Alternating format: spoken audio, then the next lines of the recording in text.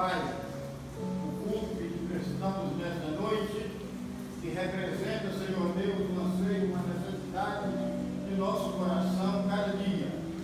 E, Senhor Deus, através desse culto, nós sejamos também abençoados e prestemos a Ti, Senhor Deus, a adoração que Tu queres de cada um de nós. Sim. Nós te damos graças, nosso Pai, porque Tu és o Senhor absoluto de nossa vida. Tu tens estado conosco, Senhor, nos acompanhado, nos abençoado em todos os momentos de nossa vida, Senhor. E como é bom, Pai Celeste, vivermos contigo, em comunhão contigo, porque Tu és a razão de nossa vida e de nossa fé. E agora, Senhor Deus, nesta noite, nós te pedimos que mais uma vez Tu estejas abençoando todos os atos desse culto, Senhor, para que eles possam nos edificar, possam nos fazer sentir mais próximos de Ti, Senhor, que é o que desejamos cada momento de nossa vida. Que os cânticos, as orações, que a palavra que vai ser proclamada pelo Teu servo, Senhor, venha ao encontro de nossas necessidades, sendo a Tua palavra para o nosso coração. Perdoa, Senhor, os nossos pecados, abençoa-nos e guia-nos pelo caminho da verdade, o caminho do Evangelho, porque nós pedimos em nome de Jesus. Amém. Vamos cantar. Estamos aqui, buscar o Senhor, nos encontrar com o nosso Deus.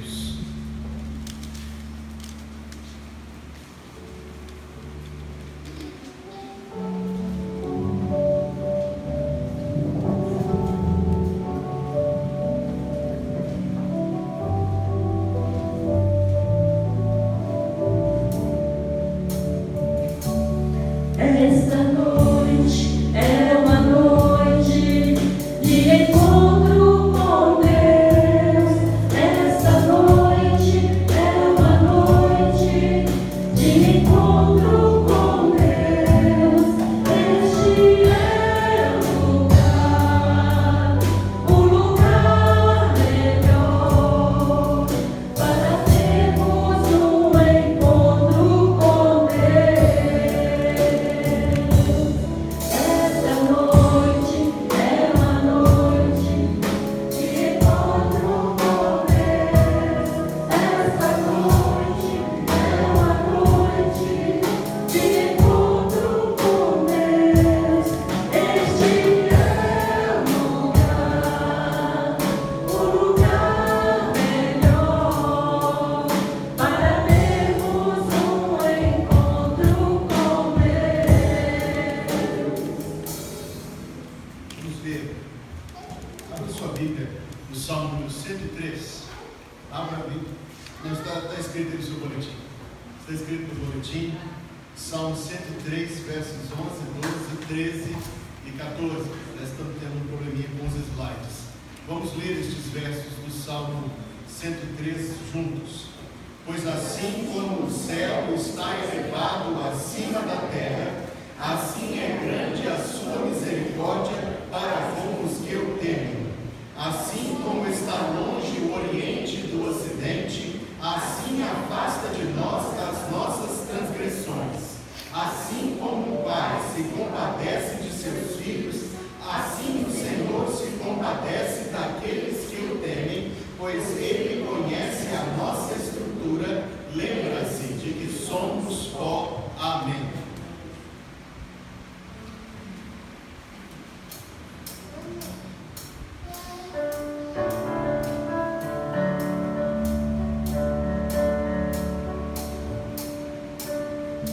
Se não for pra te adorar, para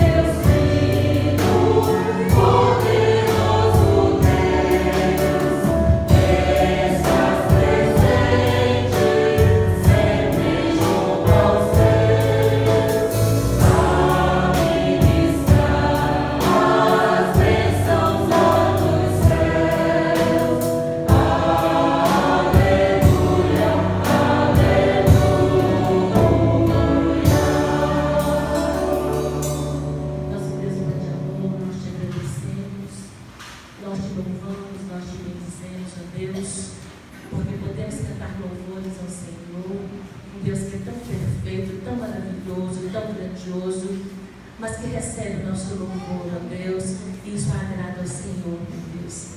Que o Senhor possa contemplar o nosso coração e ver sinceridade, ver fidelidade e amor para contigo, Senhor Deus, para a tua obra, para a tua palavra, meu Deus amado. Nós te louvamos e te agradecemos, porque nós temos o teu santo e bendito nome para clamar, e porque nós podemos chamá-lo de Pai.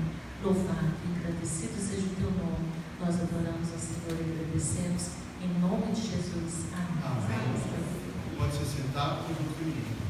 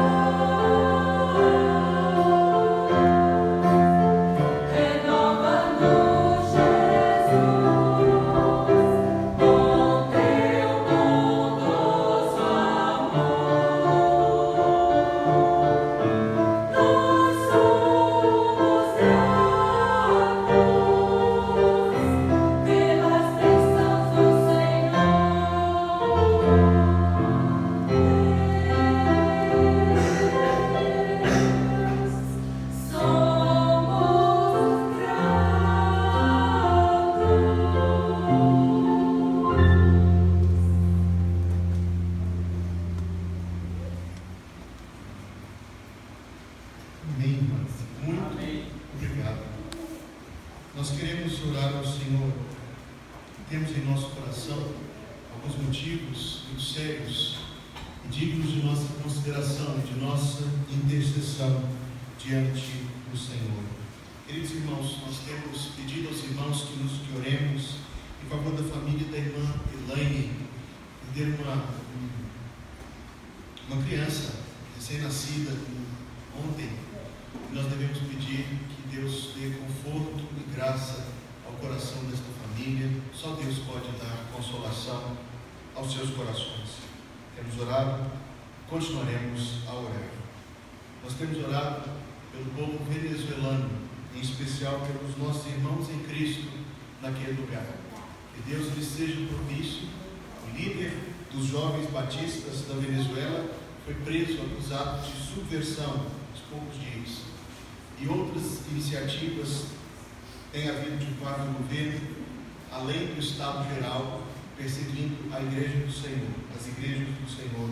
E nós vamos orar e pedir o favor de Deus sobre toda aquela nação e também sobre os nossos irmãos que estão naquele lugar. Vamos orar a Deus por 3 irmãs em Cristo, atravessando o final da gravidez, precisam da mão do Senhor sobre elas. Nossa irmã Kelly em São Paulo, nossa irmã Luciana, a irmã Ana Luísa, todas elas carecendo de nossa intercessão, Senhor, pelo seu bem-estar, pela vinda dos bebês em paz, debaixo da bênção de Deus neste mundo. Vamos orar pela construção da igreja, pela forma como Deus tem agido em nosso meio e para conosco. Eu convido a curvar sua fronte, fechar seus olhos e nos unirmos ao Senhor por estas questões.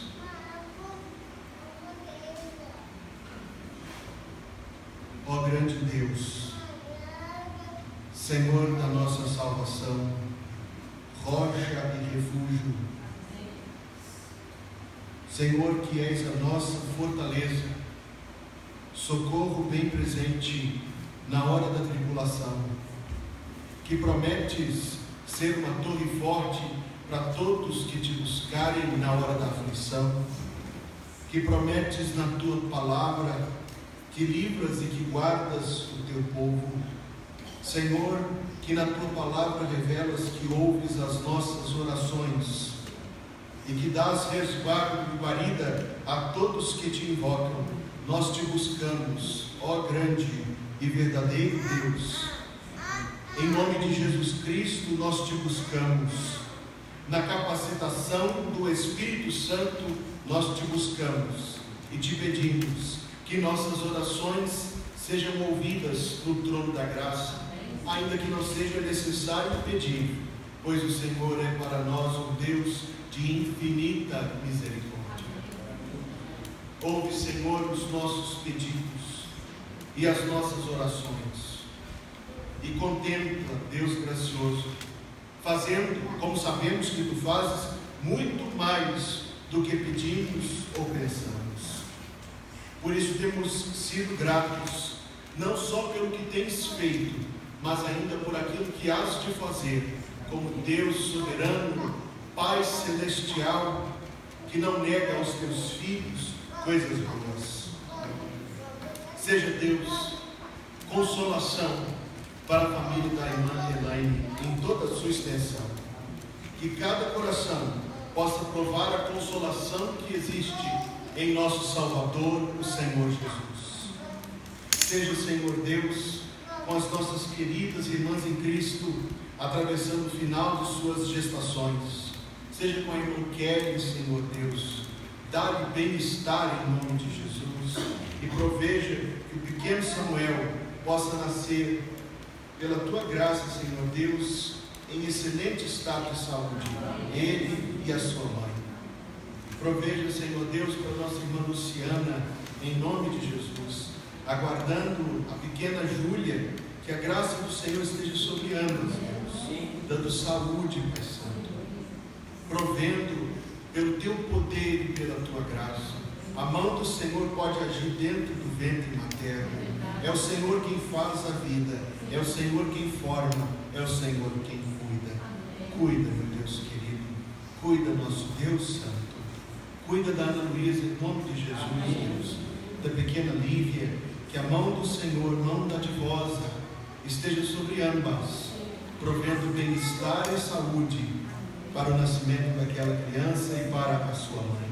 Amém. Senhor, nosso Deus querido, Pai nosso que estás conosco aqui e também com os nossos irmãos em todo o mundo que separam este dia para o serviço e para o culto, fortalece, ó Deus, em especial as tuas igrejas lá na Venezuela, atravessando, Deus, grande resistência e oposição e até mesmo, Senhor Deus, carência de víveres elementares. Provê para o teu povo, Senhor. Que o Senhor não desampara o teu povo, provê para o teu povo naquele lugar.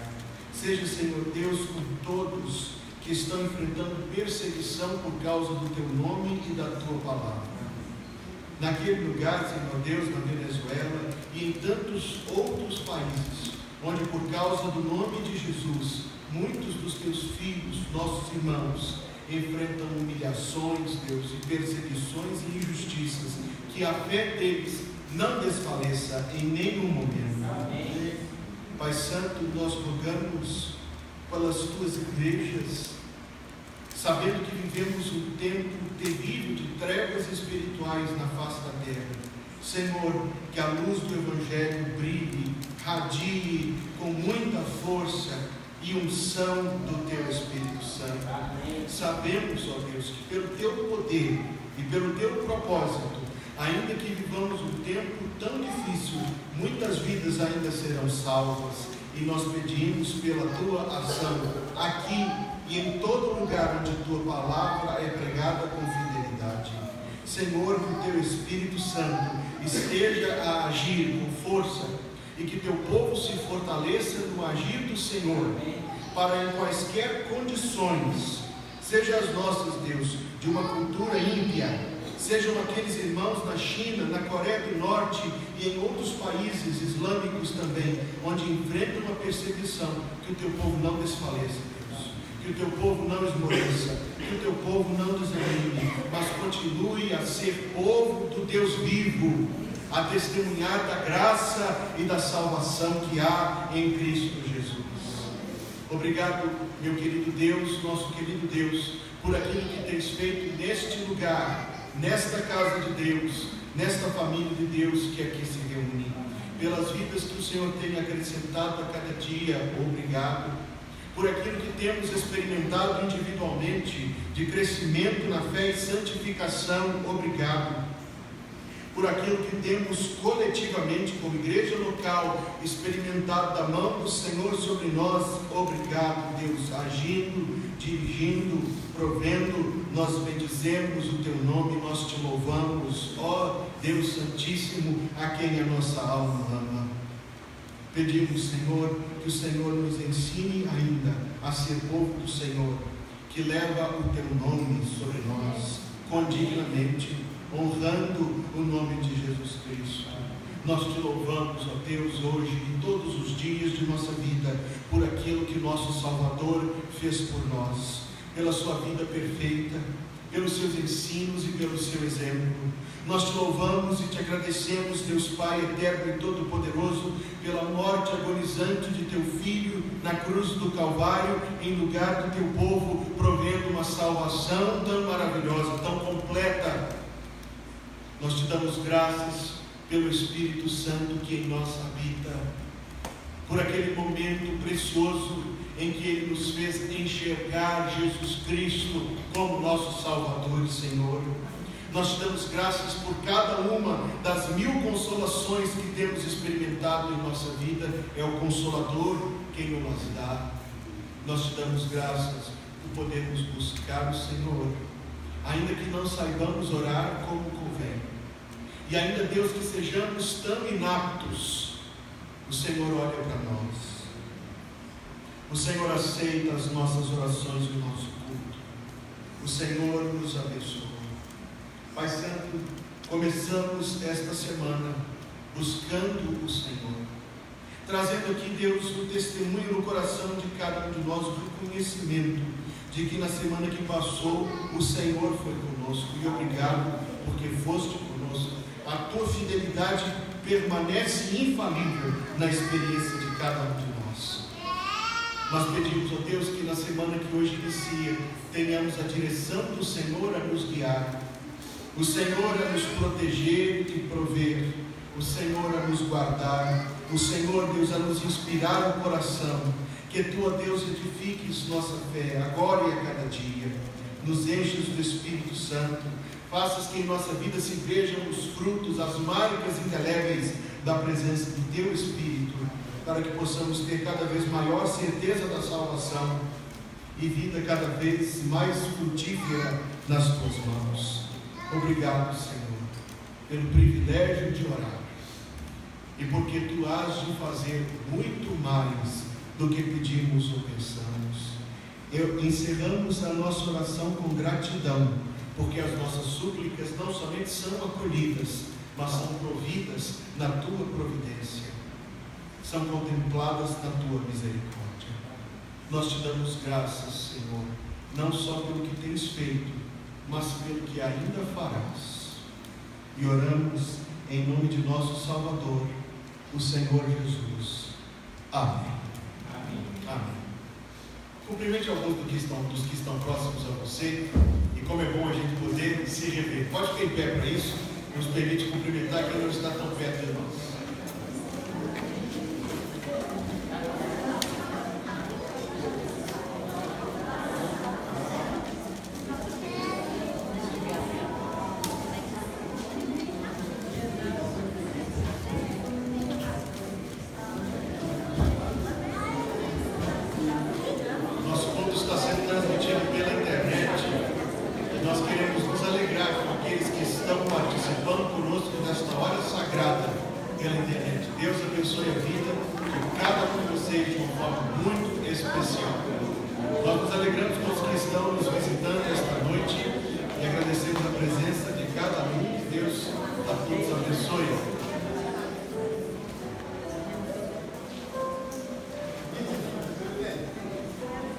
Pode se sentar, querido.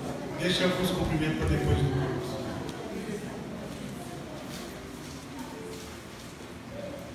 Queridos irmãos, o pastor fez este anúncio pela manhã, mas nós queremos fazer novamente. Tivemos uma boa reunião da comissão de construção agora antes do culto, e eu louvo a Deus pelos irmãos que compõem a nossa diligente e zelosa comissão de construção, vidas dedicadas e empenhadas para que nós possamos caminhar com muita segurança naquilo que é de interesse da igreja e oferecer esta casa de oração ao serviço do Senhor. Mas nós fizemos estes anúncios pela manhã, queremos tornar a fazê-lo para aqueles que não estiveram conosco à noite. Nós recebemos um projeto de contenção de águas pluviais e também receberemos um projeto de prevenção de incêndios e aprovação do prédio junto ao Corpo de Bombeiros. A pessoa que está fazendo está cobrando somente 1/3 do valor deste projeto, ofertando o demais para a nossa construção. Graças a Deus por isso, queridos irmãos.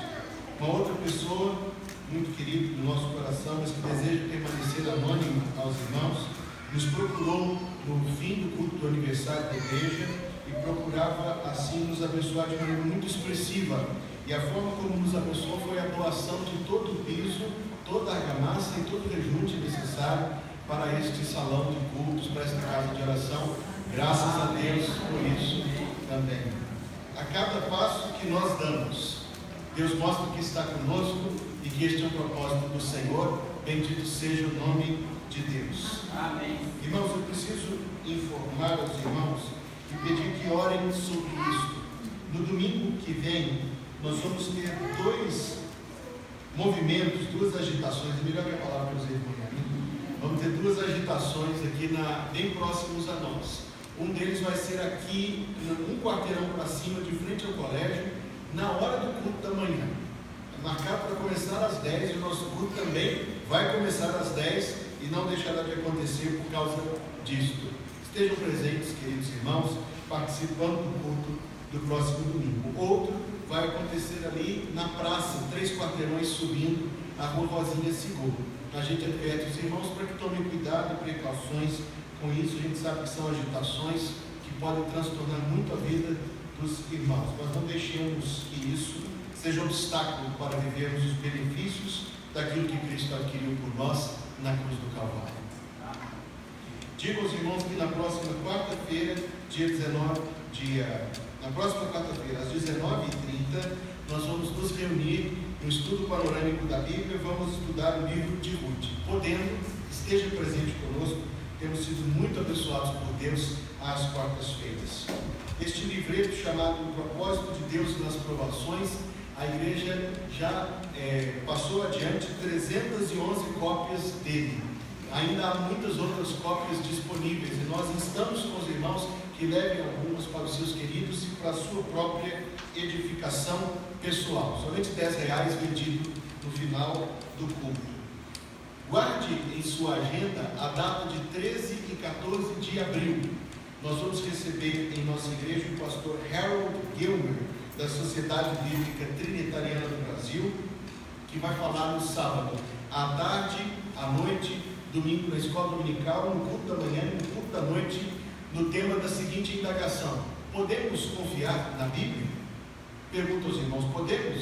Sim. Mas nós vamos substanciar muito a nossa convicção, tendo as aulas riquíssimas que teremos com o pastor Gilmer. Inscritos para a viagem missionária que ainda não me entregaram as suas fichas, peço que o façam. E outros irmãos receberão hoje da Michelle o carnê de pagamento das parcelas para a viagem missionária. Ainda temos 2 fichas em branco disponíveis, 2 vagas, para que outros ainda possam se inscrever. Dias 15 a 18 de agosto nós vamos estar na cidade de Cerro, fazendo um impacto evangelístico naquele lugar. Que Deus nos abençoe e permita que alcancemos muitas vidas para o Senhor. A campanha de construção ainda está de pé, queridos irmãos, e nós pedimos que aqueles que ainda não aderiram considerem com Deus a sua participação, peçam a direção do Senhor de como podem participar. Preencha esta ficha, no verso você pode ter o seu próprio controle das parcelas e do valor que nós ainda queremos, como membros da igreja, levantar. Participe, ore a Deus quanto à sua participação. Ditas estas palavras, nós vamos cultuar ao Senhor, trazendo ao gasofilácio dízimos e ofertas. Você que trouxe consigo, ore a Deus, agradeça o sustento diário e traga a este gasofilácio aquilo que tem trazido de volta para o Senhor e separado para a causa do nosso Deus.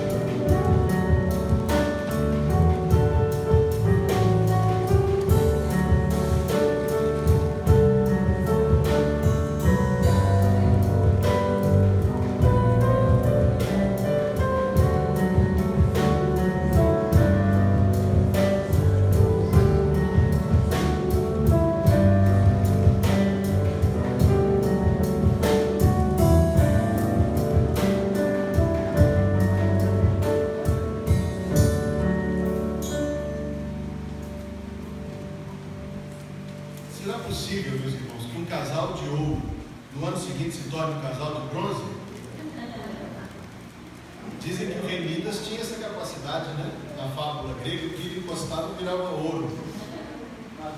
Mas será que virava bronze, pastor? Entretanto, o pastor Elias já discorreu a igreja que o bronze é muito mais útil do que o ouro. Depois que eu ouvi falar sobre isso, eu pensei, realmente eu nunca tinha pensado nisso. O bronze é muito mais útil do que o ouro. E são 2 vidas utilíssimas à causa do Senhor. Por onde passaram e também aqui tem sido um instrumento maravilhoso de Deus, que hoje comemoram suas bodas de bronze. Sabe quantos anos são isso? 51 anos de casados. Pastor Isabel, por favor, quero estar aqui e nós queremos orar por suas preciosas vidas.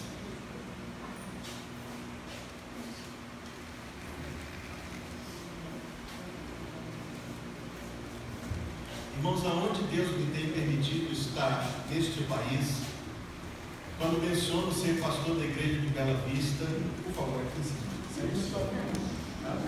Melhor não? Eu queria ficar bem pertinho, acho que eu vou descer.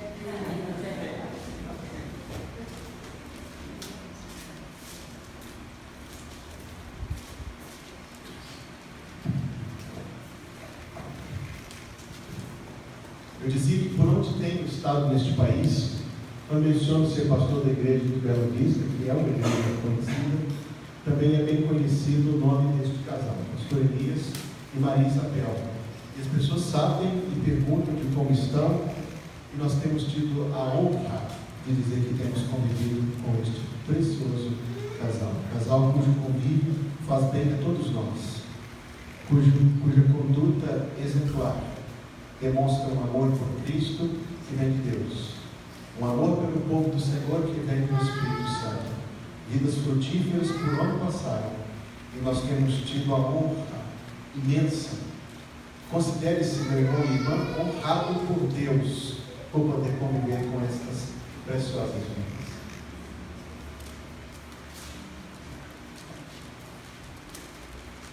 Falei com a Elias hoje que nós estamos comemorando um ano. Nós conseguimos chegar nos 50, então agora vamos começar de novo. Então, quem está falando comigo hoje, né, assustando com passo de pressa. Aquele momento que nós tivemos o ano passado para comemorar os 50 anos, né, a boa do Senhor. E como foi gratificante para mim ter a igreja, os jovens da nossa igreja, naquele momento tão precioso para nós. E é muito bom saber que nesse tempo, a maior parte dele foi a serviço do Senhor, né? Foi a serviço do Senhor.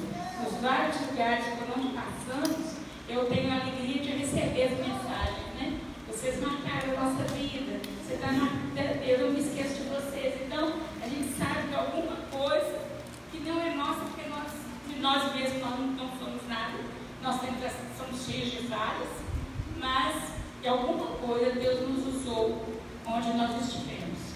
E por isso o pastor encontra, né, as pessoas e alguém pergunta por nós. E eu tenho uma alegria, pastor, é que a maioria dos nossos colegas do seminário que casaram na mesma época, nós morávamos num prédio só de casados, recém-casados. Então, quando alguém chegava na porta do corredor e falava bem, saía um monte de mulher ou então um monte de marido. Então, uma de nós lá resolveu me modificar e falava marido, porque ele estava diferente. Depois que a gente tinha filho, o seminário transferia a gente para um outro prédio. Quase todos os nossos colegas que conviveram conosco neste prédio estão completando 50 anos esse ano, completaram o ano passado. Isso me dá uma alegria, porque numa sociedade que nós estamos vivendo, o casamento não está valendo nada. E muitas vezes até no próprio ministério, a gente sabe disso, né? Infelizmente. Quando eu vejo os meus colegas, né, com as pessoas que conviveram, que os filhos nasceram junto com o Ivan, que a gente trocava, uma cuidava do filho da outra, né? Eu recebendo sempre ensinamentos, porque era muito nova, e eu vejo esse pessoal com a sua família, completando também 51, 52 anos, 53, eu agradeço a Deus por isso. Então eu louvo a Deus que essa igreja faz parte dessa vida, dessa nossa história. Essa igreja faz parte de uma maneira muito significativa. Então eu louvo a Deus por tudo isso. Está dito. Agora, o que tem que ser dito, irmãos? O que tem que ser dito? É que Isabel é uma criança, viu? Hoje seria aprendizado. Hoje Eu sou um pedófilo.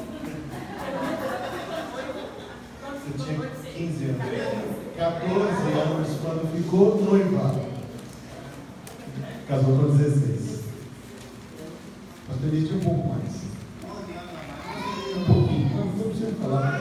Um pouco mais.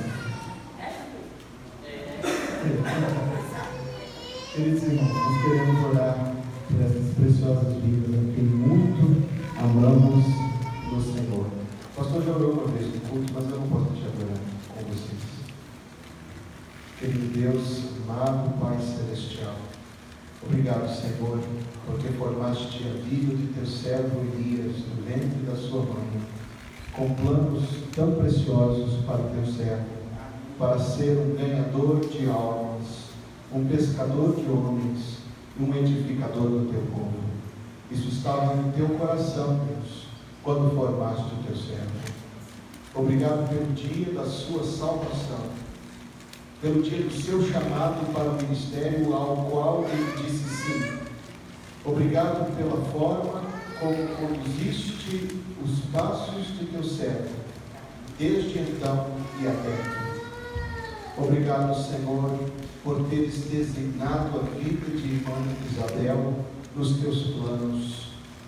Uma mostra da tua misericórdia para conosco, porque em sua vida nós vemos o brilho da tua luz, do teu amor e da tua graça.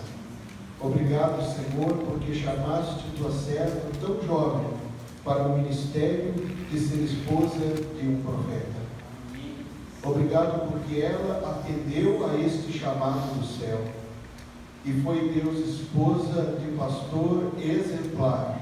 Tem sido esposa de pastor exemplar por onde passou e todos estes anos. Esposa exemplar, mãe exemplar, serva exemplar do Senhor. Obrigado, Deus, porque atravessando vales quanto à sua saúde, o teu povo tem orado e o Senhor tem respondido. Temos esta irmã conosco aqui como mais uma das muitas evidências de que o Senhor ouve e responde à oração do teu povo. Amém. Obrigado, Senhor, pelo casamento dos teus servos. Naquele dia 24 de fevereiro do ano de 1968, o Senhor os uniu um ao outro no templo da tua primeira igreja batista de Belo Horizonte. Que momento, Deus, que deve ser guardado em nossa memória e na memória dos teus servos, e pelo qual te damos graças hoje, louvando o teu nome e pedindo que sobre os teus servos concedas ainda 1000 manifestações da tua graça. Obrigado, Senhor, pelos passos que tem deixado adiante de nós, como discípulos do Senhor, e que tu nos des graças a cada um de nós para seguir pegadas tão dignas, segundo a tua graça e a ajuda do teu Espírito. Abençoa os teus servos, dá ainda maior favor, nós pedimos de graça, em nome de Jesus. Amém. Uma curiosidade só é que a recepção do nosso casamento foi muito boa, muito agradável. Só de São Paulo tinha 84 pessoas da igreja do um coral da igreja lá, que veio. A nossa recepção foi feita na casa de Roberto Marinho. O diácono, Roberto Marinho, muito querido. Igual lembrou disso hoje. Querido casal, parabéns. Que Deus lhes dê mais 51 anos.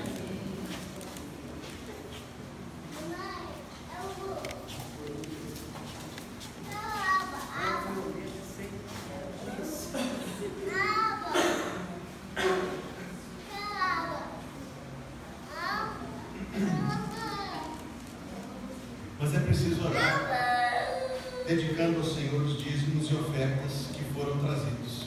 Negligenciei este ponto na minha oração, não deve ser negligenciado. Curva sua fronte, feche seus olhos. Vamos novamente orar e acompanhar o irmão Natan nessa palavra de oração.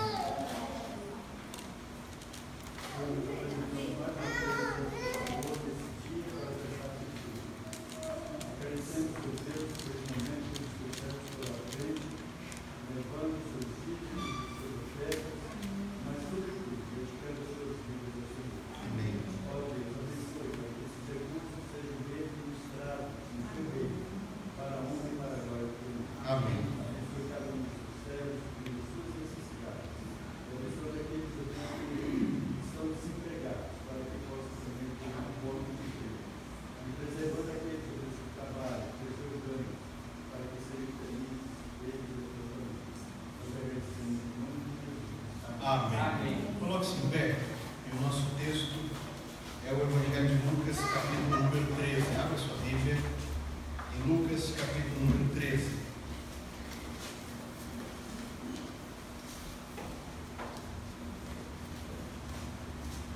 Dizemos de novo, Lucas, capítulo 13, verso 1 até o verso 9. Ouça com reverente atenção o texto dado do céu. E naquele mesmo tempo estavam presentes ali alguns que lhe falavam dos galileus, cujo sangue Pilatos misturara com os seus sacrifícios.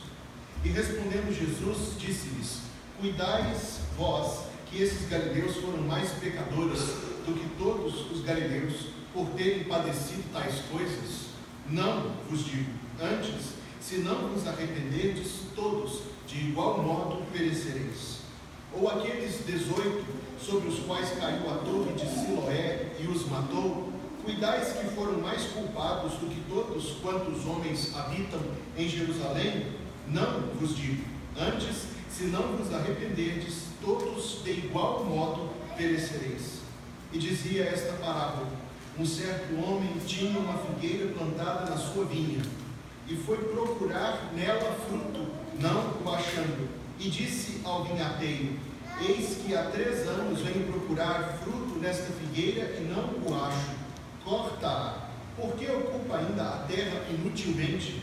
E respondendo ele, disse-lhe: Senhor, deixa este ano, até que eu a escabe em redor e a esterque, e se der fruto, ficará. Se não, depois a mandarás cortar. E nós dizemos amém e amém. Pode se sentar. Antes do conjunto feminino cantar, quero chamar as nossas queridas crianças menores de 12 anos, queiram vir aqui ao encontro da Ana Amélia e da Adriana, que ministrarão a elas a palavra do Senhor. Você já tem 12 anos, Arthur? Não, você tem 6. Tem 6 não, você fala que tem 6 e fica bravo. 8? É 8, viu, irmão? Pediu notificar. Ainda bem.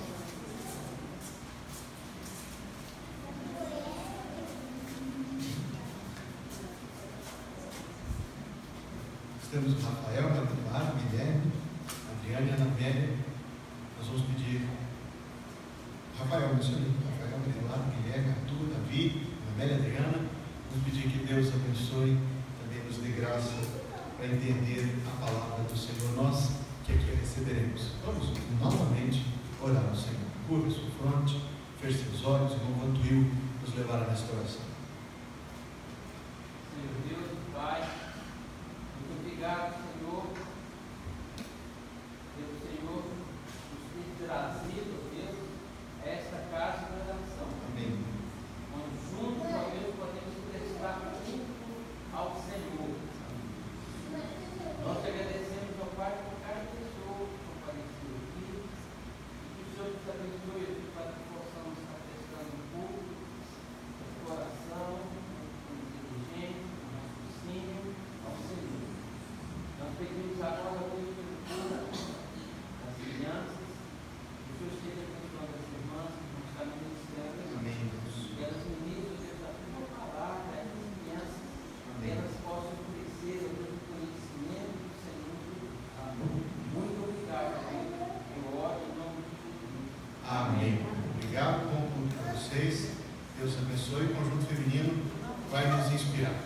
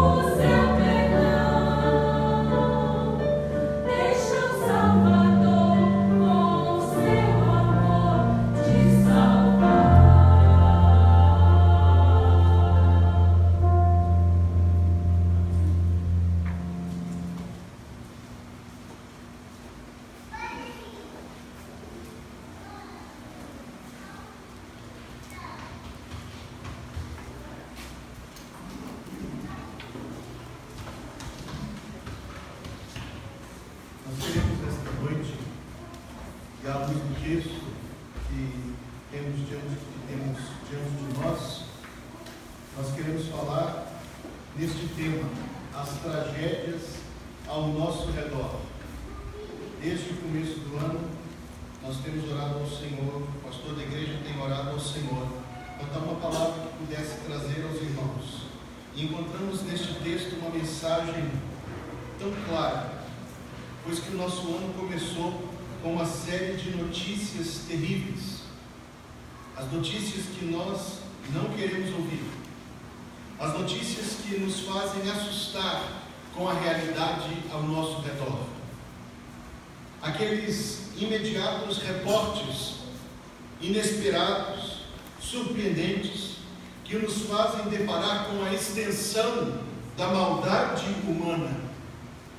Então, quando eu uso a palavra tragédia, não é para isentar aqueles que eventualmente serão vistos como responsáveis e culpados da sua culpa e da sua responsabilidade, mas porque a nossa língua talvez não tenha extensão para encampar estes acontecimentos, senão nesta palavra, a palavra tragédia.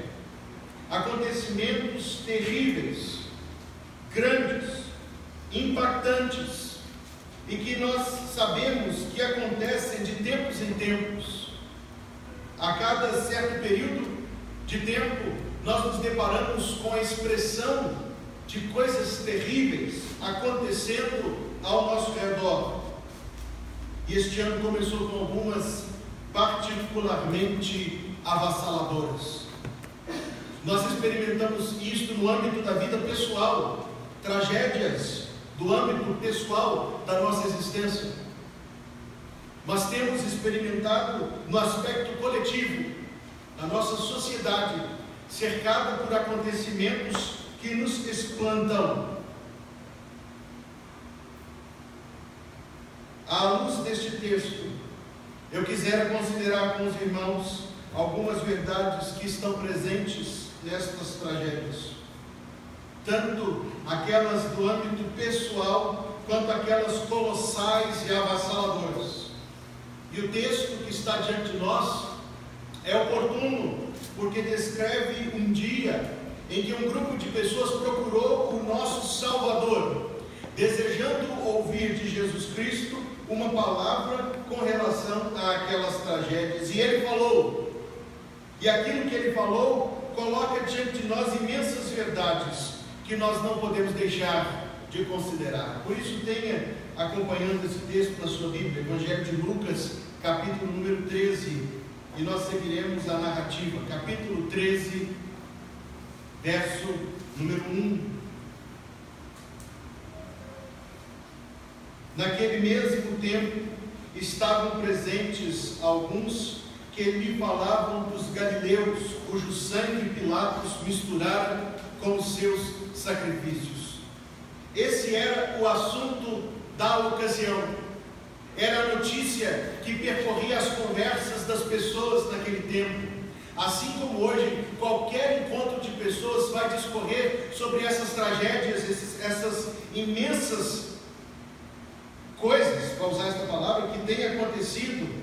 Naquele tempo estavam falando sobre isso, estavam falando sobre os galileus que Pilatos havia matado, e falavam disso com Jesus, e eles queriam ouvir o que Jesus diria, e nós também queremos ouvir o que Jesus disse.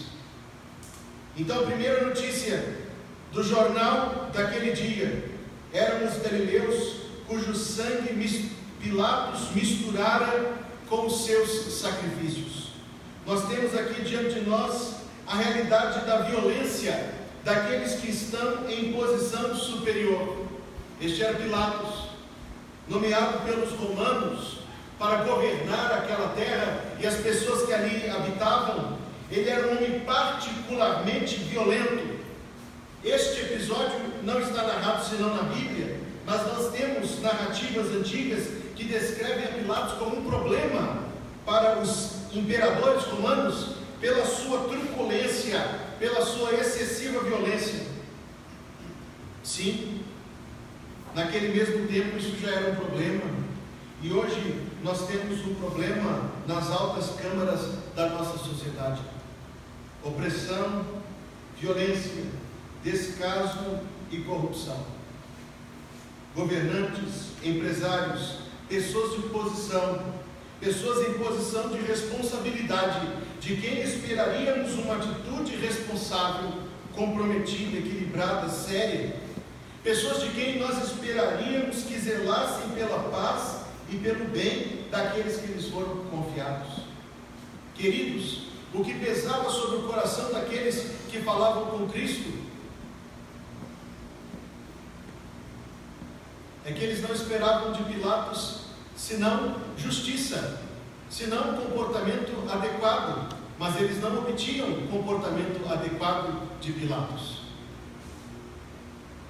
Eles não estavam esperando que Pilatos fosse beneficente ou caridoso, somente que ele fosse justo, somente que fizesse aquilo que tinha de fazer com justiça. Mas a corrupção se manifesta nas altas câmaras, a opressão, o descaso e a violência. Se hoje nós ficamos chocados de ver a atitude daqueles que deveriam zelar por nós, naquele tempo isto já também acontecia. O comentário não era somente da violência de Pilatos, mas que Pilatos havia matado alguns galileus diante do altar, misturando o sangue deles com o sangue das ofertas. É aquela posição de autoridade sem respeito pelo espaço sagrado, sem respeito pela vida, sem respeito pelo culto, sem respeito pela família.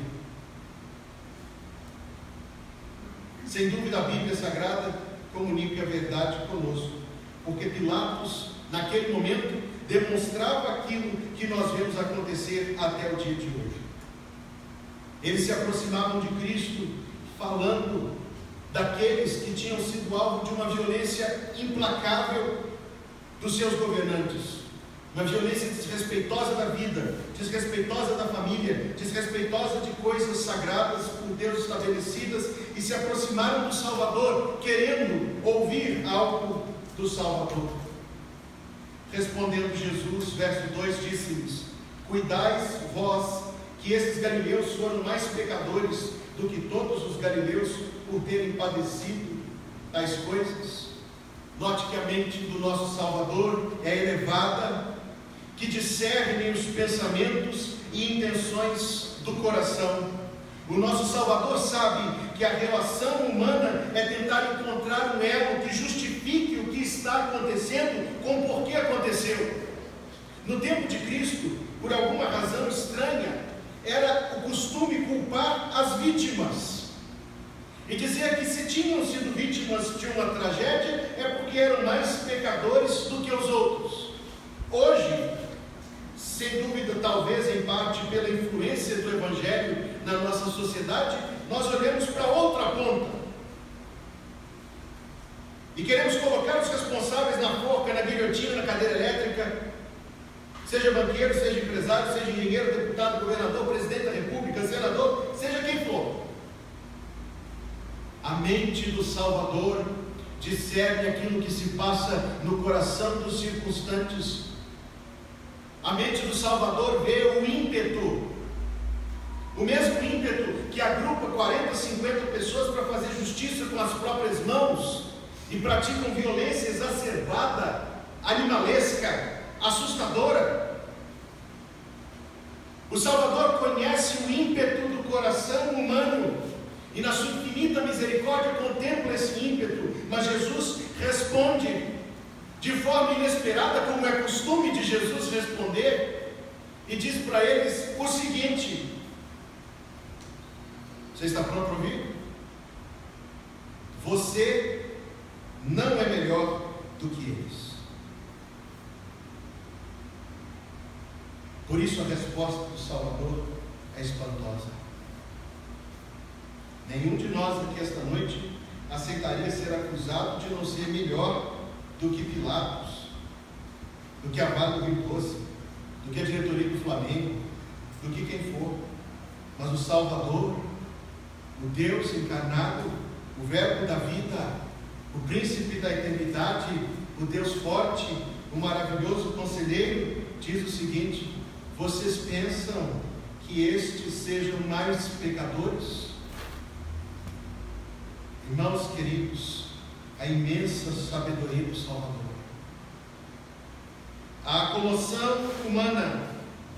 Ele diz que a sociedade deve julgar e retribuir, e isso está muito bem estabelecido em Romanos capítulo 13.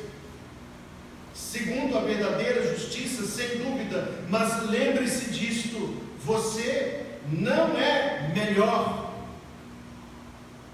Então o Salvador despeja uma torrente de verdade imensa sobre o coração daqueles que haviam buscado, e talvez a intenção deles fosse provocar que Cristo provocasse ali uma imensa revolução, um motim, aquilo de que ele sempre fugiu, o governo do mundo.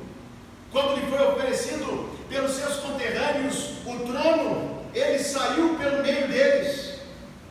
Quando Satanás disse ao Senhor, mostrando todos os reinos do mundo e sua glória, ele disse: tudo isso te darei se prostrado me adorares. Ele resistiu à tentação. A mente do Salvador é muito mais elevada do que isto.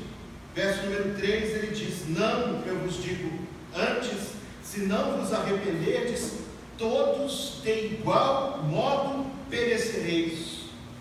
O perigo, meus queridos, nas reações humanas em tais tragédias é que queremos agir e devemos agir, a sociedade deve agir. Não pense que eu não estou dizendo isso essa noite, eu digo isso, mas eu digo que o risco que corremos é o de nos sentirmos justos, e justos nós não somos. Quando forem presos os culpados por cada crime que acontece no mundo, quando cada assassino, ladrão, estuprador, quando cada violento do mundo estiver atrás das grades, a violência e a maldade não terá sido erradicada, nem eliminada, porque ela habita nas sombras do nosso coração. O perigo de qual Cristo nos adverte é de nos sentirmos melhores, e o perigo do qual Cristo nos adverte é o de nos sentirmos justos por termos feito alguma coisa. Sabe o que aconteceu com Pilatos? Deus deu conta de Pilatos. Dante Alighieri, escritor italiano, na Divina Comédia, dedicou um parágrafo da Visita ao Inferno. É uma obra notável, diga-se de passagem, se você tiver a oportunidade de ler, leia. Dedicou um trecho da Visita ao Inferno para descrever a condenação de Pilatos, eternamente lavando as mãos, mas cada vez que as tira da água, as encontra novamente sujas. Deus deu conta de Pilatos, e creia, Deus dará conta de todo ímpio no mundo. Mas isso quer dizer aquilo que ele falou: se não vos arrependerdes, todos. Se Deus dará conta de ímpios opressores como Pilatos, dará conta de ímpios não convertidos, menores e anônimos, todos de igual modo perecereis. Ou aqueles 18, verso 4, sobre os quais caiu a torre de Siloé e os matou. Cuidais que foram mais culpados do que todos quantos homens habitam em Jerusalém. Imagine este acontecimento. A torre de Siloé ficava na cercania, na imediação, acima, para ser exato, do mesmo tanque de Siloé, onde o Salvador mandou que um cego lavasse os seus olhos para restituir a visão. Era um lugar de inválidos, de pobres, de pessoas descuidadas da sociedade de então, e havia uma torre. E eu consigo imaginar que já havia naquele tempo algum Odorico Paraguaçu que foi lá inaugurar a torre e fez um discurso no dia da inauguração e colocou uma placa na esquina da torre e falou sobre os avanços que aquela torre traria, porque governantes, meus queridos amigos, são sempre o mesmo tipo, com o mesmo comportamento. Existe um livro que você pode ler, escrito por um político romano há 2000 anos atrás, descrevendo como um político deveria fazer para ganhar eleições. E ele escreve coisas tais como: sai na rua e aperte a mão de todo mundo, beije as crianças e diga que você vai resolver todos os problemas. E eu não sei se todos os políticos leram este livro, mas sei que a maioria age na mesma toada. Mas há acontecimentos, meus queridos, para os quais não existem palavras adequadas. Uma família a nós muito próxima sofreu, alguns anos atrás, um acontecimento muito trágico, a morte de uma criança de apenas 9 anos. E aquilo foi reportado no jornal Diário da Tarde, na época. Alguns se lembram desse jornal aqui em Belo Horizonte. Mas o título da reportagem foi Fatalidade. E aquela palavra, somente por si só, ofendeu tanto a comoção daquela família. Eu tenho essa memória muito viva na minha mente, porque eles diziam: não foi fatalidade. Mas que palavra usar? Não há palavra no nosso verbete, no nosso vocábulo, que consiga encampar estes acontecimentos, como uma torre que caiu e matou 18 pessoas, e outras construções que já caíram depois desta. Eu não sei se alguém chorou à torre, pode ser que tenha chorado, porque a alma humana é muito egoísta, e passando por lá diz: ó, que falta aquela torre faz. Eu não sei se alguém chorou isso, mas pode ser que tenha chorado. Mas 18 famílias choraram a perda dos seus amados. Mas Cristo diz: os culpados por isso responderão a Deus, mas não se console de pensar que eles talvez sejam piores do que você.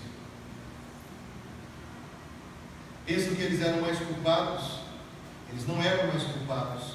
Não, eu vos digo, antes, se não vos arrependerdes, todos de igual modo perecereis. Agora note a expressão que ele usa: de igual modo, porque somente esta expressão encampa aquilo que o Salvador está dizendo, que a vinda do nosso fim é súbita e inesperada. Talvez durante a vida de nós que aqui estamos, o Salvador retornará, e se o fizer, será, diz a Bíblia, num abrir e fechar de olhos, subitamente, inesperadamente, sem anúncio, como o ladrão que vem à noite, ele diz, como o noivo que chega de madrugada. Ele diz: num segundo virá o juízo deste mundo. Num segundo vem o fim da nossa vida e o juízo de cada um de nós. É o fim de todo projeto, de todo sonho, de toda ilusão e de toda fantasia. Alguém cultiva em seu coração a ideia de que a morte é a morte e o fim e acabou. Mas é uma aposta muito alta. É uma aposta muito alta apostar o futuro da alma numa ideia que a nossa mente consegue produzir. Outro aposta a sua alma de que depois da morte será possível encontrar algo, uma saída, um meio termo, uma negociata, uma reencarnação, um purgatório. É uma aposta muito alta. A forma como você vive, desinteressado das coisas de Deus, é uma aposta muito alta. Todos de igual modo perecereis. Havia 18 sentados ali no tanque de Siloé. Certamente muito mais que 18, mas quero pensar nesses 18 que ouviram um ruído estranho, mas do que ouviram a se levantar e sair correndo, não ouviram.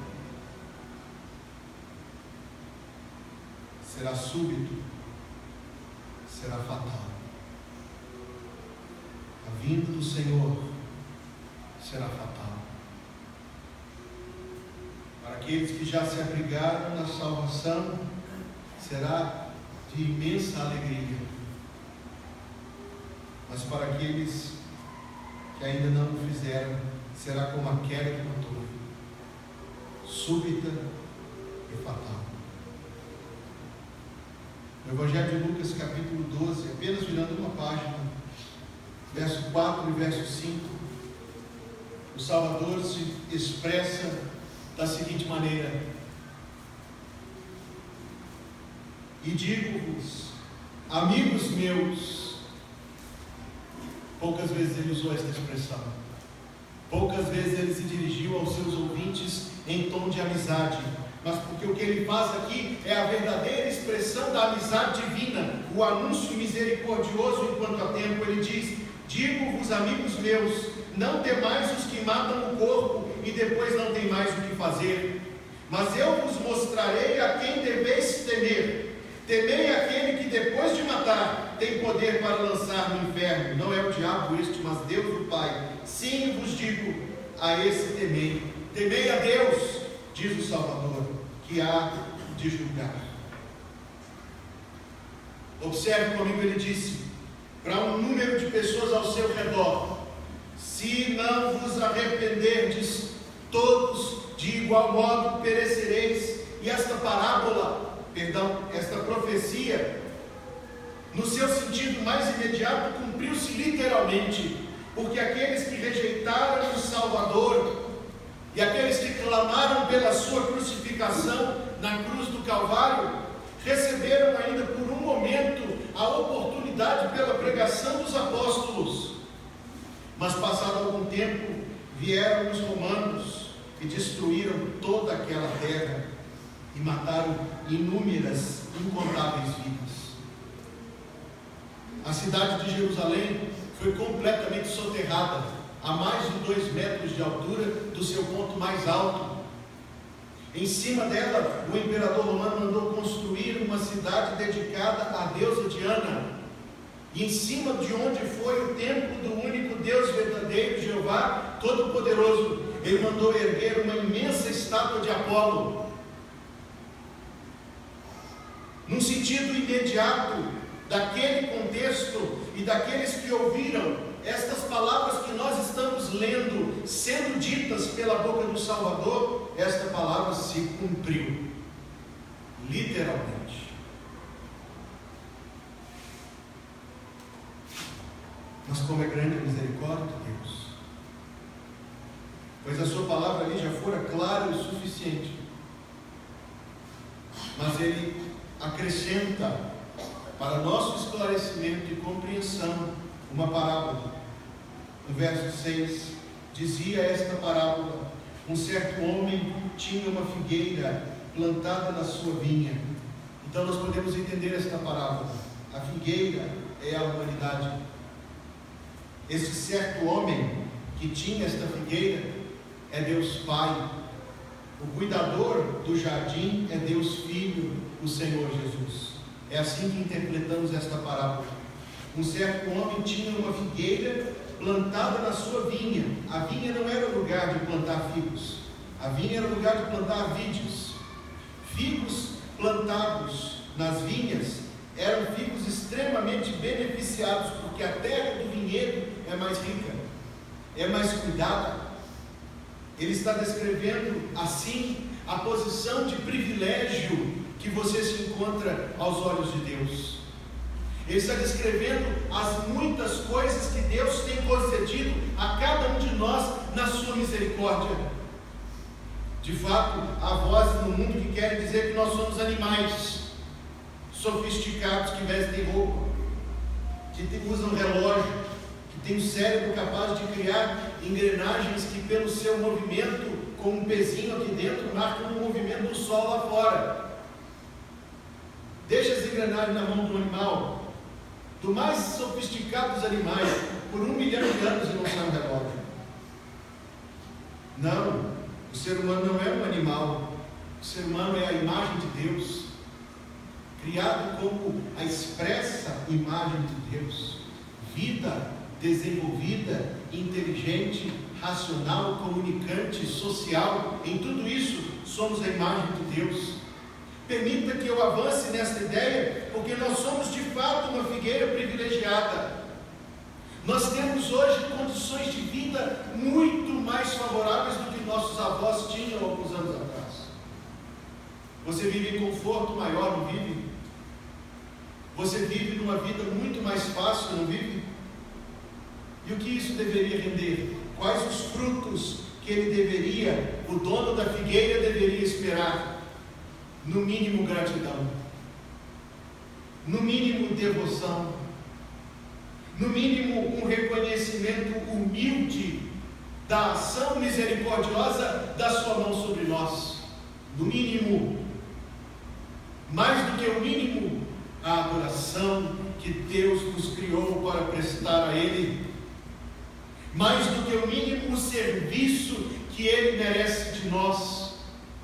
Mais do que isso, o amor que Deus requer de nós. E não pense ser errado que Deus requeira amor, porque Deus é amável, infinitamente amável. Este homem que aqui representa Deus Pai tinha uma figueira plantada na sua vinha, cheia de benefícios e cercada de bênçãos. Você percebe isso na sua vida, não percebe? Como Deus te cercou de bênçãos e de favor. Você nasceu num país tão bom de se viver, com tantas liberdades e com tanta condição de vida. No mínimo, Deus esperaria encontrar em nós um coração grato, mas não encontra. No mínimo, Deus esperaria encontrar em nós um coração devoto, mas não encontra.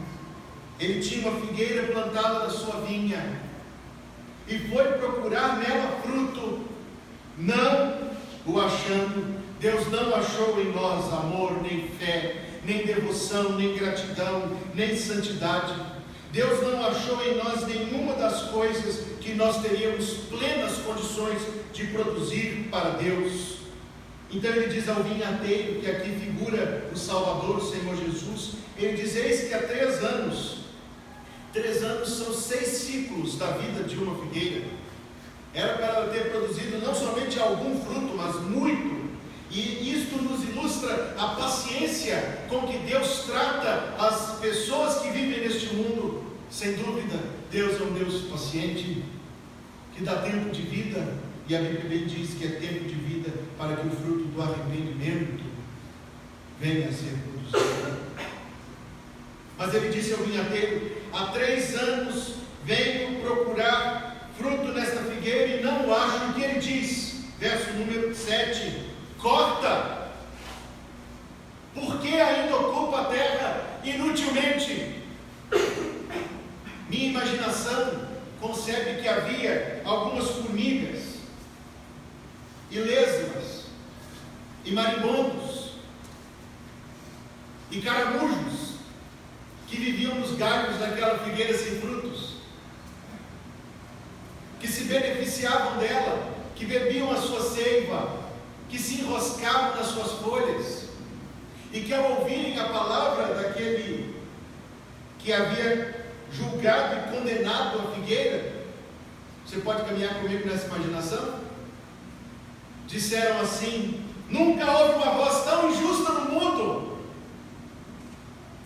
nunca houve alguém que fosse tão cruel quanto o dono desta figueira. A lesma se enroscou todinha e disse: esta é a melhor figueira que eu já vi, de sombra tão doce e de seiva tão agradável.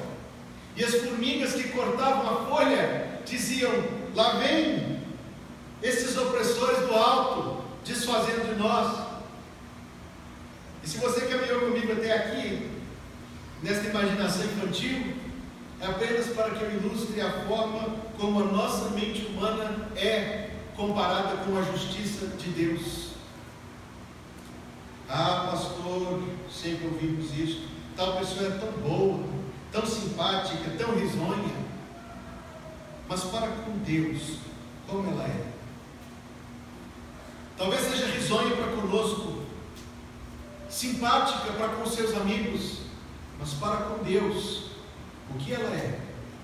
É uma alma que se arrependeu, é um coração que se voltou para o Criador Todo-Poderoso dos céus e da terra, dono de toda vida e de toda bênção. Ninguém pode julgar melhor do que Deus, ninguém é mais sábio que Deus, ninguém é mais amoroso que Deus. Há pessoas muito agradáveis e amigas dos seus próximos, mas que vivem em descaso, rebeldia, indiferença e antipatia para com o Deus eterno e todo-poderoso, Criador dos céus e da terra. As lesmas protestam e as formigas ficam zangadas. Mas Deus, é o que eu quero pensar aqui. Deus, quando inspeciona a sua vida, Deus encontra fruto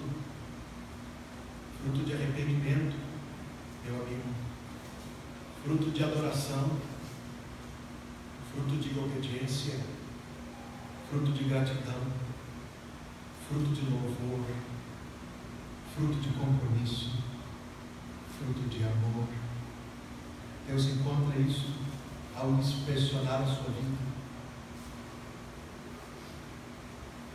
A voz de Deus Pai diz: corta! Mas então a parábola nos apresenta a mediação de Deus Filho, o nosso Salvador. Ele disse ao vinhateiro, mas o vinhateiro respondendo disse: Senhor, deixa este ano, tem mais um pouco de paciência, Senhor. É Deus Filho quem diz isto: suporta mais um pouco, meu Senhor, até que eu,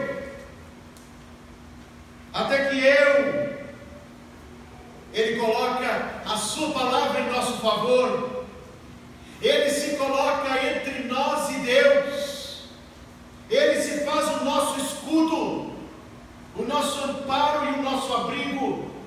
Deus inspecionou a vida de Hugo e não encontrou nada, e disse Deus o Pai: corta.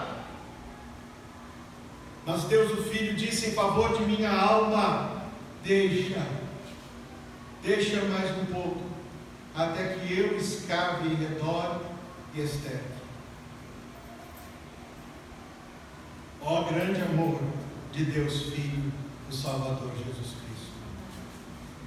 Ele se colocou diante de Deus por nós. Ele agonizou na cruz em nosso lugar. Ele trabalha sobre o seu coração até o dia de hoje. Ele escava, e o escavar era porque aquela figueira seria transplantada para outro solo onde haveria de frutificar. É Deus Filho quem faz isso. Este milagre que o apóstolo descreveu na carta aos Colossenses, nos tirando do reino das trevas, nos transportando, nos transplantando para o reino do Filho do seu amor. Até que eu escave, Jesus disse ao Pai: Pai, até que eu escave, deixa. Até que eu esterque. E ainda que o esterco seja uma figura tão pequena de algo tão grande, mas ele está descrevendo a influência do seu amor sobre a nossa vida, a mudança de coração que o Espírito de Deus pode fazer em nosso favor, o novo nascimento. Você já nasceu de novo? Você já nasceu de novo? Pois Jesus diz: é necessário nascer de novo.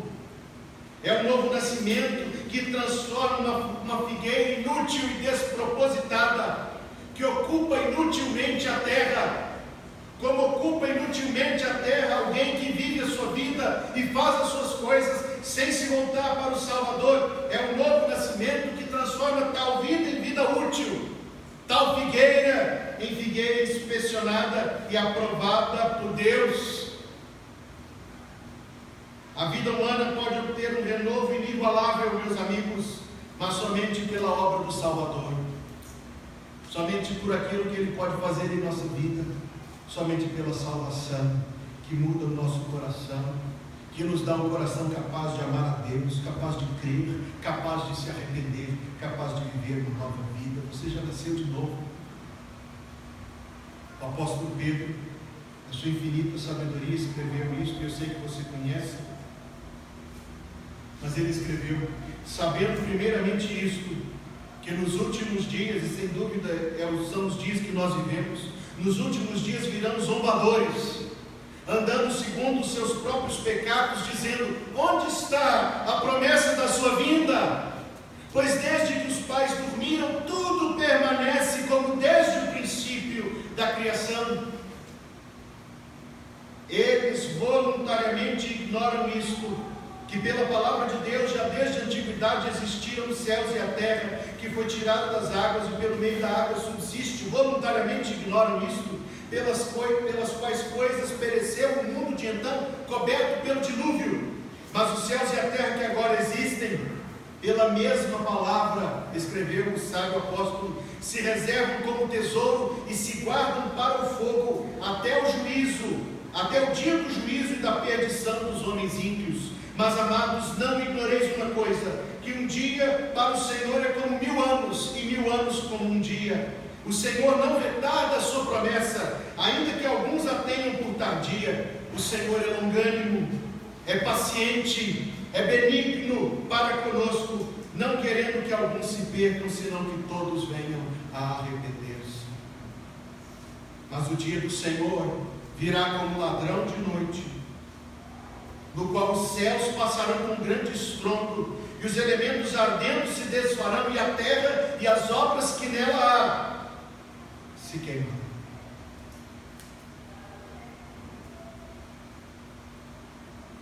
Verso 9. Deus Filho, o seu infinito amor em nosso favor, diz: deixa este ano, até que eu a escave em redor e esterque, e se der fruto ficará, e se não, depois a mandarás cortar. O mesmo Salvador que intercede em seu favor hoje, o mesmo Salvador que hoje te chama, é aquele que há de trazer o juízo sobre todos, e então será o fim do tempo da misericórdia, terá chegado o dia do juízo. O mesmo que intercede diz: dá mais tempo, Pai.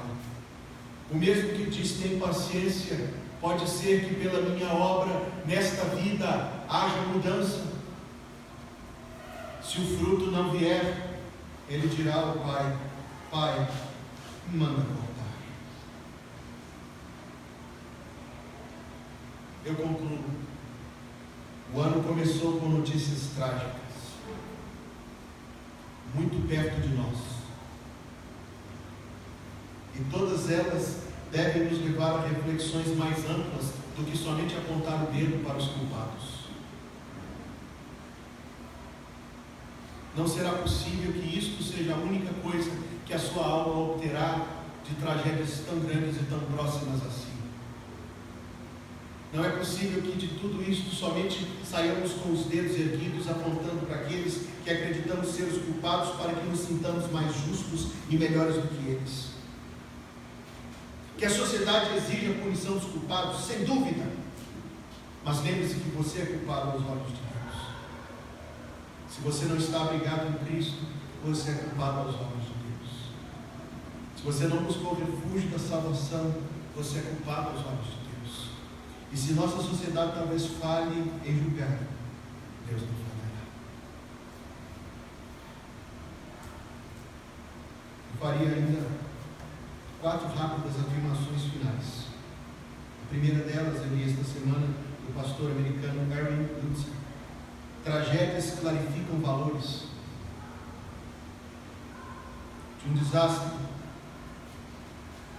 de uma violência, de um incêndio, de uma barragem que se rompe, ninguém chora o carro que perdeu, ninguém chora a TV de não sei quantas polegadas, recém-adquirida, com todas as tecnologias que ficou para trás. Ninguém lamenta ter perdido um celular ou um anel. As tragédias nos ajudam a perceber o que é que realmente tem valor.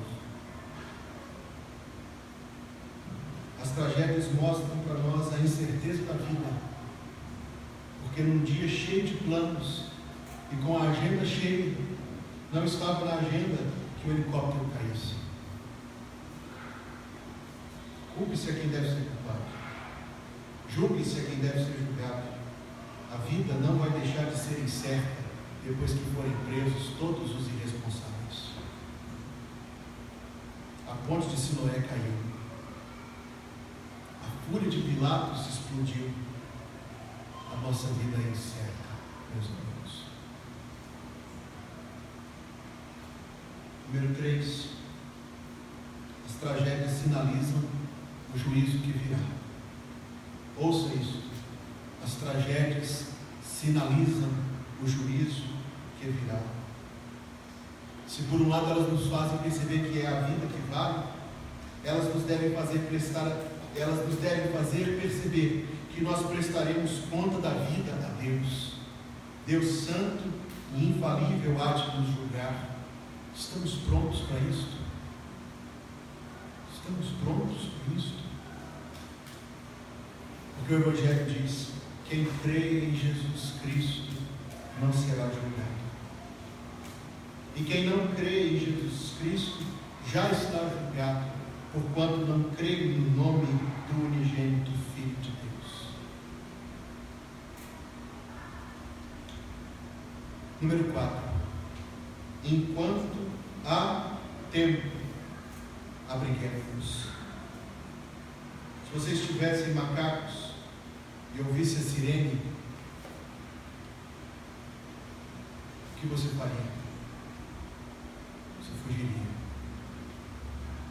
Você ia deixar para trás o seu celular, seus cartões de banco, o seu tablet, a sua TV. Você ia fugir. O Evangelho nos manda fugir antes que soe a trombeta do anjo anunciando o retorno do Senhor. O Evangelho nos manda fugir porque Deus há de nos acolher no seu abrigo santo. O Evangelho nos manda fugir para os braços benditos do Salvador, que nos acolherá em amor. Meu amigo, minha amiga, você que nos acompanha pela internet, é muito grave aquilo de que eu estou falando neste momento. Você já nasceu de novo. Você já se abrigou em Cristo para a sua salvação. Se sim, Ele há de escavar em redor, transplantar-te para o reino da luz. Ele há de nutrir-te dos bens mais preciosos de Deus, para que sua vida seja vida frutífera, e sua obra e sua vida será vida transformadora, e quando o Pai inspecionar a você, você será aprovado. Mas eu lhe indago novamente: você já se abrigou no Salvador? Neste tempo, você já se abrigou no Salvador pela internet? Você já se abrigou no Salvador? Ó, vem, nós vamos cantar. Vem já, descanso te dará. Vamos ficar em pé e cantar o hino 236.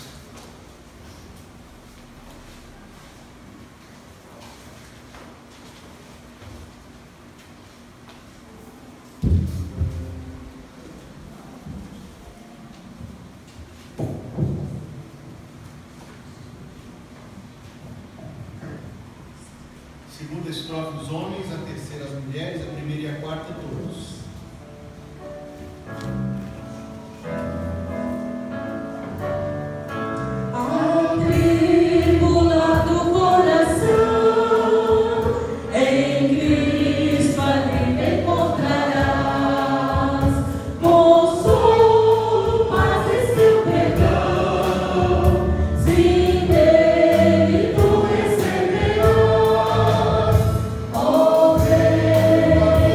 Sem demora.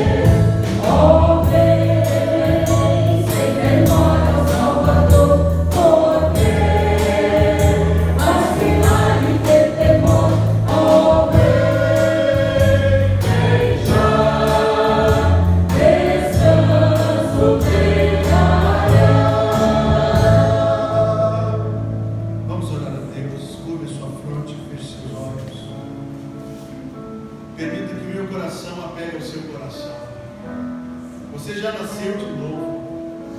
Você já entregou a sua vida ao Salvador.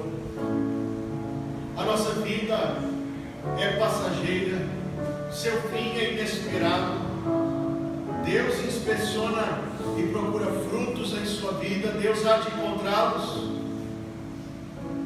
Entregue a sua vida a Jesus, meu amigo. Clame a Deus no seu coração, minha amiga. E diga ao Senhor: Senhor, eu preciso da salvação de Jesus Cristo. A melhor notícia esta noite é que Deus não nega a salvação a quem buscar. Ó Senhor, que pela mão do Senhor algum coração aqui neste lugar possa passar da morte para a vida e das trevas para a luz. Que pela mão do Senhor, que opera em todo lugar, aqueles que estão nos acompanhando ao vivo pela internet, ou aqueles que vão depois assistir ou ouvir esta pregação em vídeo ou áudio, Senhor, que a mão do Senhor possa fazer algum coração nascer de novo, e encontrar, e alcançar, e obter e receber de Ti a gloriosa salvação que Cristo fez por nós na cruz do Calvário.